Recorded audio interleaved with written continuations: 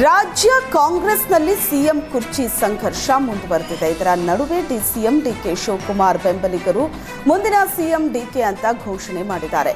ಈ ಸ್ವತ್ತು ಮತ್ತು ಹಕ್ಕುಪತ್ರ ಕಾರ್ಯಕ್ರಮ ನಿಮಿತ್ತ ಡಿಕೆಶಿ ಹೊಸಕೋಟೆಗೆ ಆಗಮಿಸ್ತಾ ಇದ್ದಂತೆ ಕಾಂಗ್ರೆಸ್ ಕಾರ್ಯಕರ್ತರು ಹಾಗೂ ಡಿಕೆ ಬೆಂಬಲಿಗರು ಮುಂದಿನ ಮುಖ್ಯಮಂತ್ರಿ ಡಿಕೆ ಶಿವಕುಮಾರ್ ಅಂತ ಘೋಷಣೆ ಕೂಗಿದರು.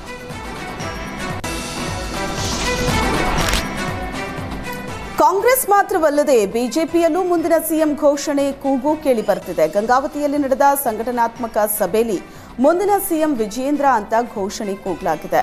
ಮಾಜಿ ಶಾಸಕ ಬಸವರಾಜ ದಳೆಸುಗೂರು ಭಾಷಣದ ವೇಳೆ ವಿಜಯೇಂದ್ರ ಅಣ್ಣನವರು ಮುಂದಿನ ಮುಖ್ಯಮಂತ್ರಿ ಆಗಬೇಕು ಅನ್ನೋದು ಎಲ್ಲರ ಪ್ರೀತಿ ಇದೆ ಅಂತ ಹೇಳಿದರು.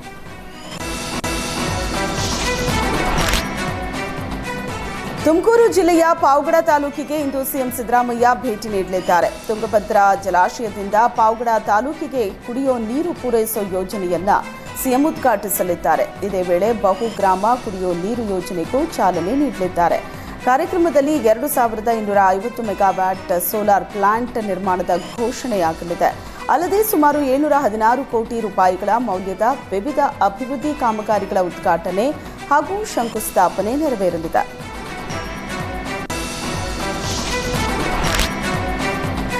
ರಾಯಚೂರು ಜಿಲ್ಲೆ ಲಿಂಗಸಗೂರು ತಾಲೂಕು ಆಶಿಹಾಳ ತಾಂಡಾದಲ್ಲಿ ವಾಟರ್ ಟ್ಯಾಂಕ್ ಶಿಥಿಲಾವಸ್ಥೆಗೆ ತಲುಪಿದೆ. ಟ್ಯಾಂಕಿಗೆ 30 ವರ್ಷ ಸಂದಿದ್ದು ಟ್ಯಾಂಕಿನಿಂದ ಸಿಮೆಂಟ್ ಉದುರಿ ಬೀಳ್ತಿದೆ. ಡಾಕ್ಟರ್ ಬಿಆರ್ ವಸತಿ ಶಾಲಾ ಆವರಣದಲ್ಲಿಯೇ ಟ್ಯಾಂಕ್ ಇರೋದ್ರಿಂದ ನಿತ್ಯವೂ ಶಾಲೆಯ ಮಕ್ಕಳು ಆತಂಕದಲ್ಲೇ ಓಡಾಡೋ ಪರಿಸ್ಥಿತಿ ನಿರ್ಮಾಣ ಆಗಿದೆ. ಶಿಥಿಲಾವಸ್ಥೆಯಲ್ಲಿರುವಂತಹ ಟ್ಯಾಂಕರ್ ತೆರವು ಮಾಡದೆ ಶಾಲೆ ಮಕ್ಕಳ ಜೀವದ ಜೊತೆ ಗ್ರಾಮ ಪಂಚಾಯತ್ ಚೆಲ್ಲಾಟವಾಡ್ತಾ ಇದೆ. ಶೀಘ್ರವೇ ವಾಟರ್ ಟ್ಯಾಂಕ್ ತೆರವು ಮಾಡಬೇಕು ಅಂತ ಗ್ರಾಮಸ್ಥರು ಆಗ್ರಹಿಸಿದ್ದಾರೆ.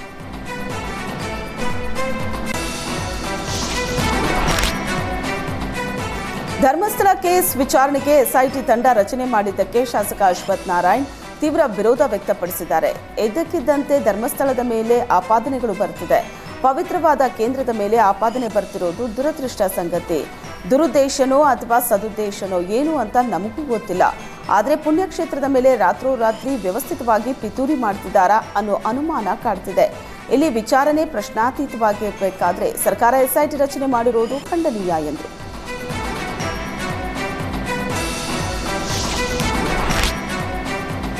ಧರ್ಮಸ್ಥಳ ಕುರಿತ ಆರೋಪಗಳ ತನಿಖೆಗೆ ಸರ್ಕಾರ ಎಸ್ಐಟಿ ರಚನೆ ಮಾಡಿದೆ. ರಾಜ್ಯ ಸರ್ಕಾರದ ನಡೆಯನ್ನ ನಟಿ ರಮ್ಯಾ ಸ್ವಾಗತಿಸಿದ್ದಾರೆ.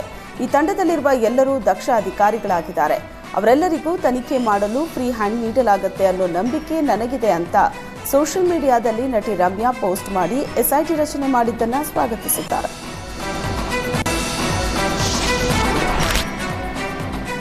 ಕಲಬುರಗಿ ವಿವಿ ಠಾಣೆ ಪೊಲೀಸರು ಓರ್ವ ಅಂತಾರಾಜ್ಯ ಮನೆಗಳ್ಳನನ್ನ ಬಂಧಿಸಿದ್ದಾರೆ. ಬಂಧಿತನಿಂದ 11 ಲಕ್ಷ ರೂಪಾಯಿ ಮೌಲ್ಯದ ಚಿನ್ನಾಭರಣ ಜಪ್ತಿ ಮಾಡಿದ್ದಾರೆ. ಹೈದರಾಬಾದ್ ಮೂಲದ ಸೈಯದ್ ಹಮೀದ್ ಬಂಧಿತ ಆರೋಪಿ. ಈತ ಕಲಬುರಗಿ ನಗರದ ಹೊರವಲಯದಲ್ಲಿನ ಮನೆಗಳನ್ನೇ ಟಾರ್ಗೆಟ್ ಮಾಡ್ತಾ ಹಗಲಿನಲ್ಲೇ ಏಕಾಂಗಿಯಾಗಿ ಕಳ್ಳತನ ಮಾಡುತ್ತಿದ್ದ. ಸದ್ಯ ಆರೋಪಿಯನ್ನ ಬಂಧಿಸಲಾಗಿದೆ.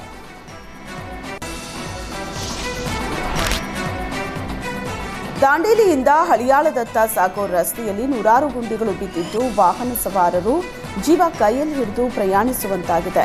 ಮಳೆ ಬಂದರೆ ರಸ್ತೆ ಯಾವುದು ಗುಂಡಿ ಯಾವುದು ಅಂತ ತಿಳಿಯದೆ ಹಲವು ಅಪಘಾತಗಳು ನಡೆದಿದೆ.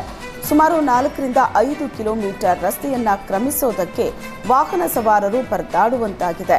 ಪ್ರತಿ ವರ್ಷ ಮಳೆಗಾಲದಲ್ಲಿ ಜನರು ಈ ನರಕ ಅನುಭವಿಸಬೇಕಾಗಿದ್ದು ಮಳೆ ಕಡಿಮೆ ಆದಂತೆ ಹೆಸರಿಗಷ್ಟೇ ಡಾಂಬರ್ ಪ್ಯಾಚ್ ಹಾಕಲಾಗುತ್ತೆ. ಮತ್ತೊಂದೆಡೆ ರಸ್ತೆಯಲ್ಲಿ ವಿವಿಧ ಕಾಮಗಾರಿಗಳಿಗಾಗಿ ರಸ್ತೆ ಅಗೆದು ಹಾಕಲಾಗಿದ್ದು ಪ್ರಯಾಣಿಕರಿಗೆ ಮತ್ತೊಂದಷ್ಟು ಸಮಸ್ಯೆ ಎದುರಾಗಿದೆ. ಜನಪ್ರತಿನಿಧಿಗಳು ಹಾಗೂ ಸಂಬಂಧಪಟ್ಟ ಇಲಾಖೆ ಈ ಬಗ್ಗೆ ಗಮನ ಹರಿಸಿ ರಸ್ತೆ ಸರಿಪಡಿಸಬೇಕು ಅಂತ ಸ್ಥಳೀಯರು ಆಗ್ರಹಿಸಿದ್ದಾರೆ.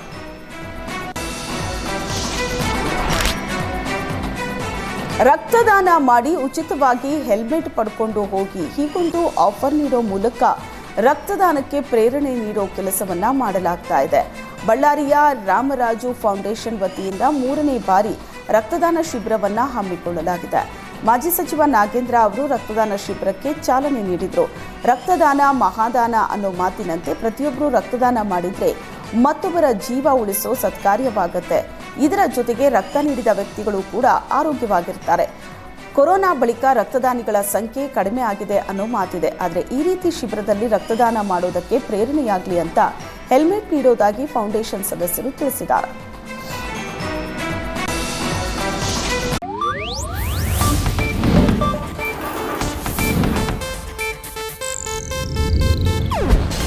ಏಷ್ಯಾನೆಟ್ ನ್ಯೂಸ್ ನೆಟ್ವರ್ಕ್ ಪ್ರಸ್ತುತಿ.